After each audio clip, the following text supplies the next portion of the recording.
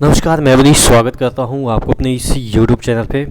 दोस्तों, कुछ दिन पहले जो आपके विधानसभा इलेक्शन हुए थे, जिसमें कि चुनाव में एनडीए या आप कह सकते हैं कि बीजेपी ने 3 स्टेट में मेजॉरिटी की सरकार बना रही है। तो उसके बाद जो स्टेटमेंट आ रहे हैं, थोड़ा आप कह सकते हैं कि ओवर कॉन्फिडेंस, या आप कह सकते हैं इसको घमंड भी कह सकते हैं कि उनके जो वरिष्ठ विधायक हैं भाजपा के, यहाँ पे देखिएगा चुनाव जीतते ही भाजपा के वरिष्ठ विधायक ने कहा हमसे सरकारी नौकरी की उम्मीद मत करना। वैसे भी बीजेपी से उम्मीद तो बहुत कम ही रहता है। आप देख सकते हैं, ऐसा नहीं है कि ये प्रथम बार ऐसा हुआ है। 2004 में जब अटल बिहारी वाजपेयी की सरकार थी, तो उस समय भी आपके जो है वो 2004 से पहले उस समय भी इसी तरह की वैकेंसी का मारामारी हुआ करता था। वैकेंसी काफ़ी बैंकिंग में तो लगभग ख़त्म ही हो चुके थे। तो उसी तर्ज पे आप देख रहे हैं कि 2014 से अभी तक जितने भी सेक्टर हैं वहाँ पे वैकेंसियाँ की कितनी कमी है, और ये ऊपर से जल पर नमक छिड़कने की बात कर रहे हैं कि हमसे सरकारी नौकरी की उम्मीद मत करना। हालांकि ऐसे एलिमेंट हर एक पार्टी में मिल जाएंगे कि जो कि अनर्गल बयान देते हैं।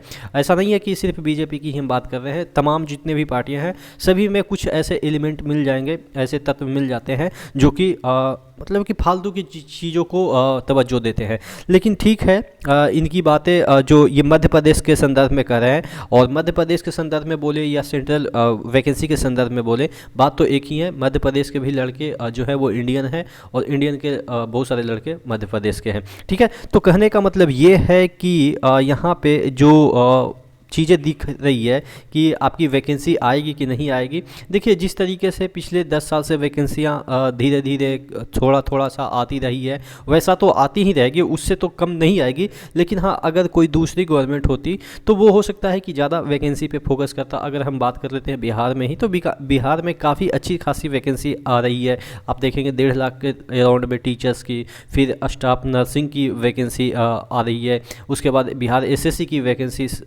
12,000 के अराउंड में आई है। एसएससी यानी कि इंटर लेवल। उसके बाद आपके बीएसएससी का ही ग्रेजुएट लेवल का भी वैकेंसी आई हुई है, और उसके बाद आ रही है। तो तमाम अन्य सरकारें, मुझे लग रहा है कि वैकेंसी के मुद्दे पे बातें कर रही है, लेकिन बीजेपी के कान में अभी तक जू नहीं रेगा है। और रेलवे के संदर्भ में हम बात कर लेते हैं, तो रेलवे के संदर्भ में अभी तक कुछ भी मतलब कि दिखाई नहीं दे रहा है कि कब वैकेंसी आएगी, क्या आएगी। तो इसके लिए मुझे लग रहा है कि एक बार आपको एकजुट होके फिजिकल प्रोटेस्ट की बात करनी चाहिए। देखिए, डिजिटल प्रोटेस्ट आपने साल भर से कर रखा है, कुछ दिख नहीं रहा है, ना रिस्पांस आ रहे हैं। एक ही तरह के रिस्पांस आ रहे हैं कि हमने 2018-19 में इतनी ग्रुप डी में बहाली दी, इतना लोगों को रोजगार दिया। मतलब कि वही घिसा पिटा। आप देखेंगे कि कल के एक लेटर में लोकसभा के जो आंसर दिए गए थे अश्विनी वैष्णव सर के द्वारा, उसमें यही बताया गया था। हालांकि पूछा गया था 21, 22, 23 का आंकड़ा, लेकिन बताया गया 18, 19, 20 का आंकड़ा।